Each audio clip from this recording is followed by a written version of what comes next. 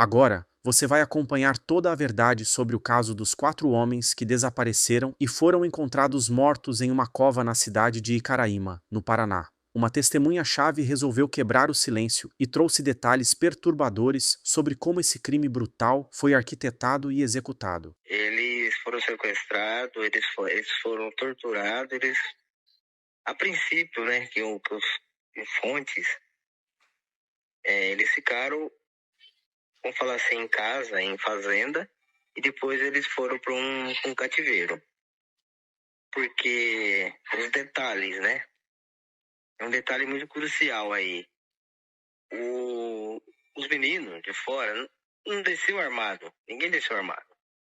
Existiu arma? Existiu. Mas a arma não era deles. Só tinha uma pessoa armada dentro do carro e não era eles. E eles sabiam quem estava armado dentro do carro. O que acontece? Quando eles foram alvejados, viram eles, o passageiro saiu do carro. Isso é relatos que eu tenho e é verídico. É só procurar que vai saber que isso daí é verídico. O passageiro saiu do carro e ele foi alvejado realmente com um tiro nas costas. Somente. E eles foram rendidos. Saiu um tiro do dentro da caminhonete. Saiu. Só que eles foram rendidos. E a partir dali eles foram sequestrados. As vítimas foram Robishley, Rafael, Diego e Alencar Gonçalves. 3 deles vieram de São Paulo e apenas um era do Paraná. Mas antes, é importante entender o que motivou tudo isso. Alencar havia pago R$ 255 mil em uma negociação de terras com Antônio Buscariolo, conhecido como Tonhão. O negócio deu errado e ele queria o dinheiro de volta. Como não conseguiu resolver sozinho, contratou 3 amigos de longa data, especialistas em cobrança de dívidas há mais de 14 anos. Eles viajaram até Icaraíma para resolver a pendência, mas o que parecia ser apenas uma cobrança se transformou em uma emboscada mortal. A testemunha, identificada apenas como Charles, revelou em entrevista exclusiva que o crime foi planejado nos mínimos detalhes pela família Buscariolo e contou até com a participação de um personagem temido, Mamute. Segundo ele, esse homem seria tão perigoso que até autoridades locais têm medo de enfrentar. De acordo com Charles, o plano inicial era apenas sequestrar os cobradores para pressionar uma negociação, mas tudo saiu do controle. E o Alencar, antes de tudo, ele fez comentário na cidade pela simplicidade dele. De uma forma ou de outra, ele ia receber isso daí. Ele tinha, inclusive, ele falou que para pessoas aí que ele ia procurar profissionais de fora, porque ele não conseguia acreditar na justiça ali, no meu ver. E antes dos meninos chegar aí, vamos falar meninos, por quê? Que ficou um praxe, né? Os meninos. Libera os meninos, onde tá os meninos, tal. Porque todo mundo é menino. E antes de tudo isso, o Alencar comentou, né? Então, antes dos meninos chegar, todo mundo já sabia. E tudo foi bem planejado. Você entendeu? Então, foi tudo muito bem arquitetado. Foi tudo bem planejado na semana. Na segunda-feira houve o primeiro contato. Armaram na terça-feira. A princípio ia ser um sequestro, tá? Para levar vantagem. E possivelmente, se não der certo o sequestro, eles iam fazer alguma coisa.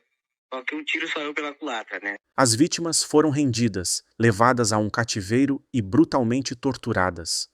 Foram dias de maus tratos físicos e psicológicos, usados para tentar arrancar informações e também para impor medo e respeito na região. Charles afirmou que entre 12 e 15 pessoas participaram diretamente do crime e revelou ainda um detalhe impressionante. Um dos envolvidos estaria arrependido e teria chegado a manifestar a intenção de se entregar, mas estaria sendo impedido por pessoas poderosas ligadas à família Buscariolo. O nome de Mamute aparece como peça central. Para Charles não há dúvidas. Ele foi quem arquitetou todo o plano e orquestrou a execução dos 4 homens. O que torna o caso ainda mais cruel é que para a família Buscariolo não se tratava apenas de uma dívida. Na visão deles, os cobradores de fora representavam uma afronta ao domínio que mantém em Icaraíma há décadas. Era uma questão de poder. Por isso, ao invés de negociar, optaram pela eliminação total, para enviar uma mensagem clara. Ninguém entra em seu território e sai vivo para contar a história. Esse relato expõe não só a frieza com que o crime foi cometido, mas também o poder de intimidação que essa família teria sobre toda a cidade. Moradores, comerciantes e até autoridades viveriam sob um clima de medo permanente, obrigados ao silêncio.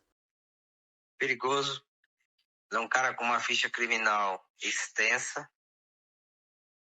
Você entendeu? Ele é um cara que ele já tem um histórico muito grande. Ele usou o nome do irmão dele, você pode ver aí, ele usa o nome do irmão dele, tá? E as autoridades temem.